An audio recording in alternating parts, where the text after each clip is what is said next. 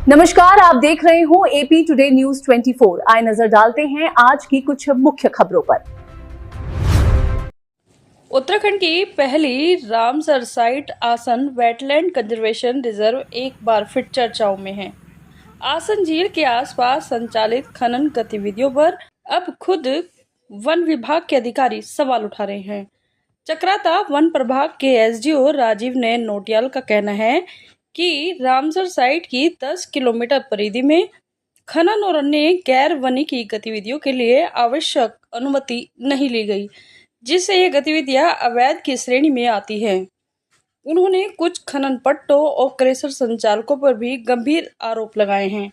ऐसे में आसन वेटलैंड के संरक्षण को लेकर नए सवाल खड़े हो गए हैं। आइए देखते हैं संवाददाता से बात करते हुए चक्राता वन प्रभाग के एसडीओ राजीव नयन नोटियाल ने क्या कुछ जानकारी दी। अवैध रूप से संचालित एक जो भंडारण केंद्र था, आरवीएम भंडारण केंद्र कैलाश रिवर बेल्ट मिनरल्स द्वारा चलाया जा रहा था, वो आसन कंजर्वेशन रिजर्व के इको सेंसिटिव जोन में आता है और उस जगह से मात्र 50-60 मीटर की दूरी पर रिजर्व फॉरेस्ट है। उसी जगह से कुछ ही दूरी पे इनका एक अवैध संचालित पट्टा भी चल रहा है, जबकि सुप्रीम कोर्ट के साफ साफ निर्देश हैं।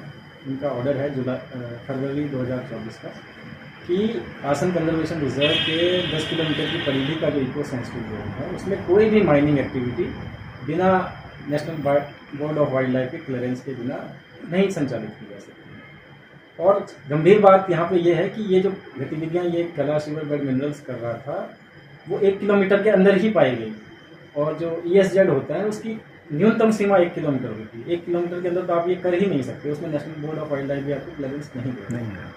तो सारे नियम कानूनों को ताक पे रख के कैसे ये वहाँ संचालित हो रहा है, और जो संबंधित विभाग हैं इसमें संबंधित अधिकारी हैं वो क्यों नहीं इसका संज्ञान ले रहे हैं, मैं बहुत आश्चर्य में हूँ और मुझे अत्यंत वेदना भी है। मैं एक फॉरेस्ट ऑफिसर हूँ, मेरी जो निष्ठा है वो प्रकृति के प्रति है, वनों के प्रति है, वन्य जीवों के प्रति है। और जब इस तरह से जो वनोपज है, जो वन संसाधन है, उनका जो इस तरह से गलत दोहन किया जा रहा है, नियम विरुद्ध दोहन किया जा रहा है, तो मुझे अत्यंत पीड़ा हो रही है।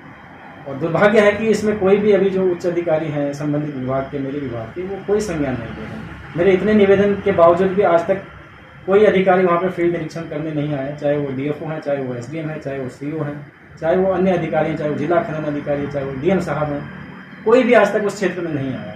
जबकि ये इतना बड़ा मामला है जिसमें न सिर्फ पर्यावरण की क्षति हो रही है, करोड़ों के राजस्व की हानि भी हो रही है। तो कैसे ये सब चल रहा है, मैं तो बहुत अचंभित हूँ इस चीज़ को देखकर और बहुत पीड़ा में भी हूँ।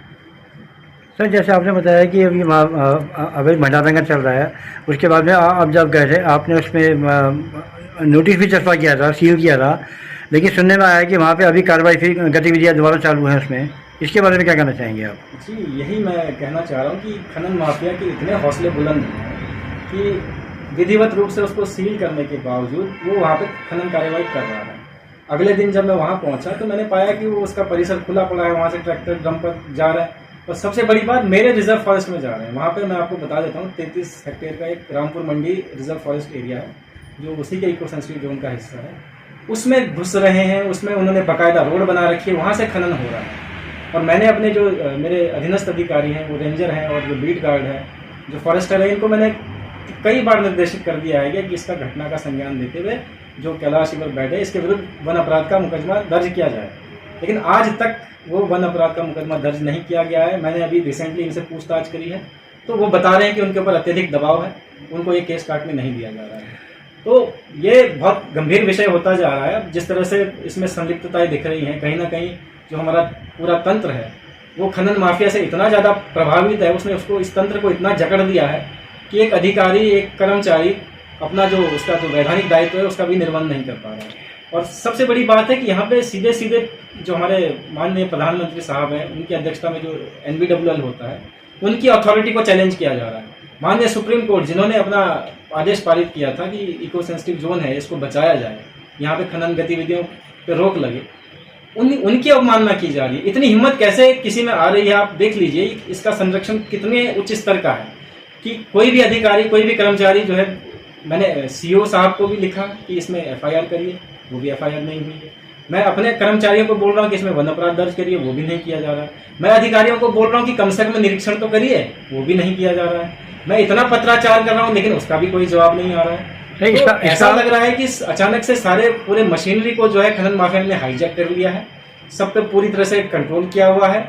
और ये सब कुछ जो हो रहा है ये सीधे सीधे जो रूल ऑफ लॉ है उसका मतलब उसको अंडरमाइन करता है, जो लोगों का भरोसा है कि अगर एक खनन माफिया के खिलाफ एक्शन नहीं लिया जाता है तो आप किस नैतिकता से एक जो आम आदमी है, जो बेचारा अपने पेट भरने के लिए गलती से लकड़ी काट देता है, उसको आप कैसे वन अपराधी बना सकते हैं।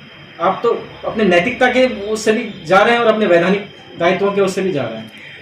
आप ये मानते हैं कि इसमें आपको मतलब ढंग से काम नहीं करने दिया जा रहा है? मुझे कहाँ काम करने दिया जा रहा है? देखिए मुझे तो सूत्रों से ये पता चला है कि मेरा ट्रांसफ़र किया जा रहा है, शायद आज या आने वाला है। तो बड़े मतलब शर्म की बात है कि एक अधिकारी जो अपनी जान पे खेलकर जो है एक हैबिटेट को बचाने के लिए लगा हुआ है, पूरी अपनी निष्ठा से अपनी ड्यूटी कर रहा है, उसको हटाने के लिए खनन माफिया ने पूरा जोर लगा दिया है और जो भी वैधानिक कार्यवाही है उसमें अवरोध उत्पन्न किए जा रहे हैं। और बेशर्मी से आज भी उस एरिया में खनन हो रहा है। आप अभी आकर वहाँ जाकर देखेंगे तो वहाँ पे डंपर, ट्रैक्टर तमाम आपको दिख जाएंगे चलते हुए। तो बड़े दुख की बात और बड़े शर्म की बात है। आपकी लड़ाई जारी रहेगी? देखिए मेरी लड़ाई मरते दम तक जारी रहेगी। मैं इस विभाग में, वन विभाग में आया हूँ तो इसीलिए आया हूँ कि मुझे प्रकृति से प्रेम है और ये प्रेम मेरा आजीवन रहेगा। ये मैं उनकी प्रकृति की निष्ठा के लिए कर रहा हूँ जो कुछ कर रहा हूँ और इसके लिए मुझे जो भी सुख दुख झेलने पड़ेंगे मैं झेलूंगा, लेकिन मैं हार नहीं मानूंगा। और जो भी दोषी हैं मैं उनको सजाया करवा के रहूँगा, चाहे मुझे इसके लिए कोई भी कीमत चुकानी पड़े, कुछ भी करना पड़ जाए।